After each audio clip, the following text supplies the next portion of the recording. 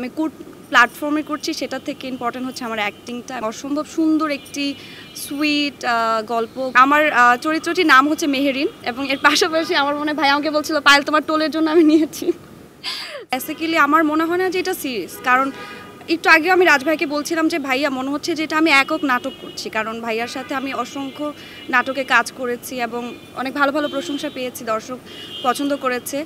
তো ওই জায়গা থেকে মনে হচ্ছে এখন এই কাজটি করতে এসে যে ভাইয়ার এত বেশি সিরিয়াস, যেমন কালকে বলছিল যে সকাল 8টায় আসবা, মানে সে আগে চলে আসে এবং আমরা মনে হয় লেট করে আসি, যে তার এই সিরিয়াসনেস দেখে আমি নিজেও আসলে মানে অবাক যে অ্যাকচুয়ালি কি করব।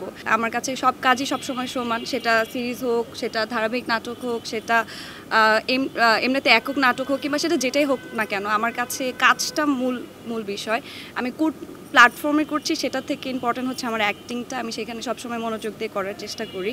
অসম্ভব সুন্দর একটি সুইট গল্পটির নাম হচ্ছে আমাদেরই গল্প, এবং আপনারা এই নামের মধ্যে কিন্তু বুঝতে পারছেন যে এটার মধ্যে আসলে আমাদের সবার মিল আছে। সবাই যখন দেখবেন কেউ না কেউ মিল পাবেন আপনাদের নিজেদের চরিত্রের সাথে কিংবা নিজেদের ফ্যামিলির সাথে। আমি চেষ্টা করছি আসলে ভালোভাবে করার, এবং আমার চরিত্রটির নাম হচ্ছে মেহেরিন, তো নামটি খুব মিষ্টি। এবং এর পাশাপাশি আমার মনে হয় ভাই আমাকে বলছিল পায়েল তোমার টোলের জন্য আমি নিয়েছি। সো হোপফুলি দর্শক পছন্দ করবে এবং দেখা যাক না, আসুক, তারপরে দেখা যাক কি হয়। একটা শুটিং সেটে গেলে অনেক সময় হয় যে কতক্ষণে বাসায় যাব, কতক্ষণে শুটিংটা শেষ হবে, কিংবা প্যারা লাগতেছে এটার পর আরেকটা সিন। কিন্তু এখানে আমার মনে হচ্ছে ভাইয়া এটা না এটা করবো না এটা করবো, মানে ভালো লাগে, মানে অনেক ফ্যামিলি এনভায়রনমেন্টে কাজ করা হয়। এটা ভাইয়ার একটা বড় গুণ। আর ভাইয়া অনেক থাকে না, অনেক মজা করে কাজ করে, মানে ফিল হয় না যে সেই স্ক্রিপ্ট ধরাই দেয় না যে এইটাই করো।